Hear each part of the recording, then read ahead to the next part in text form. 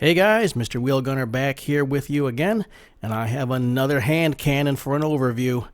The 460 XVR, which stands for Extreme Velocity Revolver, debuted in 2005, and it's the second gun to be built from Smith & Wesson's X-Frame, the first one being the 500 Smith & Wesson Magnum.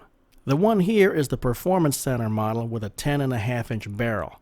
It has an interchangeable high-vis front sight, an integrated Picatinny rail, fully click adjustable rear sight, chromed trigger, and chromed hammer. It also has the ball detent lockup at the crane. The grip is the familiar tamer grip usually found on all of the Smith & Wesson X-Frame guns.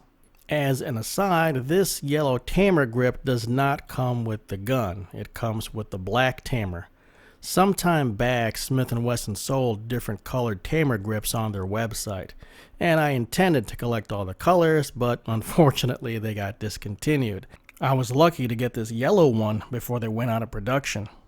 Hogue, if you're listening, you should bring back the different colored tamer grips. As another aside, I wish the Performance Center would use the wide target hammer on their guns instead of the skinny teardrop style. I like them wide. And there's a Sir Mix-a-Lot joke in there, but we need to move on. This 10.5-inch barreled 460 XVR is quite similar to the 500 Magnum with the 10.5-inch barrel, but there are some differences. The 500 has a dovetailed front sight. The 460 has the quick change system. And let's talk about that quick change for a bit. This gun uses the DX style quick change, so all you need to do is push back the front sight and then tilt the sight up and then out. Okay, I'm obviously having trouble here. The problem is that the high vis sight is very low profile. There isn't much to hold on to when it's time to tilt the sight up and out.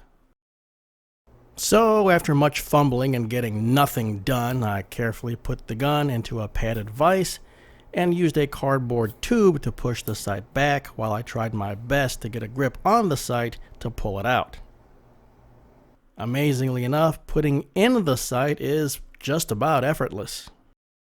Moving on to other differences between the 460 and the 500, the 460 has a top rib that starts from the Picatinny rail and continues seamlessly into the front sight. The 500 does not have this rib. Does this make a difference regarding barrel rigidity and accuracy? Honestly, I don't know. But what I do know is that the rib can potentially make a difference when choosing scope rings. If you have an optic with a large objective bell, you'll need higher rings on the 460 in order to clear the rib, whereas you can have lower rings on the 500 since it doesn't have that rib. One other difference between the 500 and the 460 is that the 460 can shoot 3 different cartridges: the 45 Colt, the 454 Casull, and of course the 460 Smith & Wesson Magnum. I've heard of people also shooting 45 Smith & Wesson, aka the 45 Schofield, and also people shooting 45 Auto Rim. Just be aware that the Schofield and the Auto Rim are not officially approved rounds for the 460 XVR.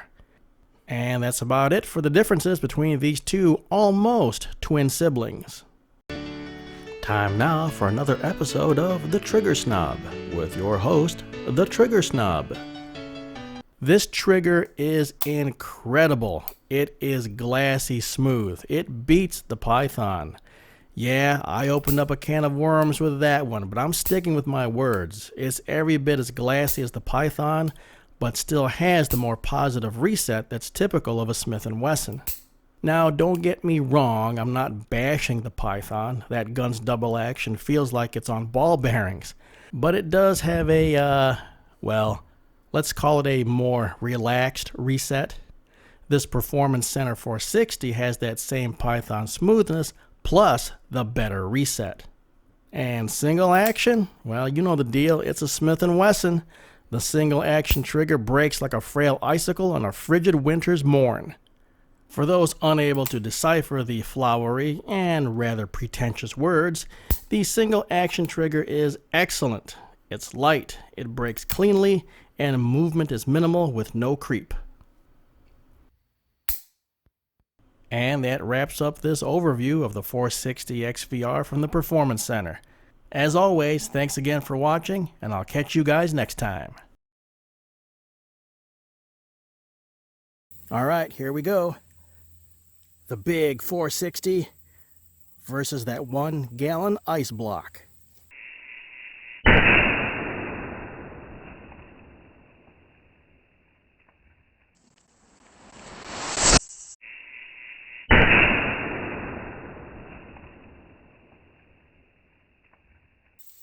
.460 versus the two 64-ounce ice blocks.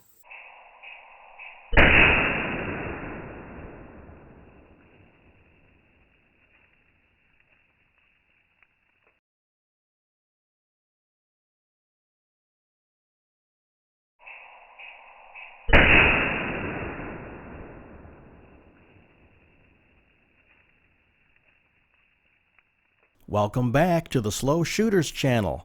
We now join a man shooting at a piece of steel, already in progress.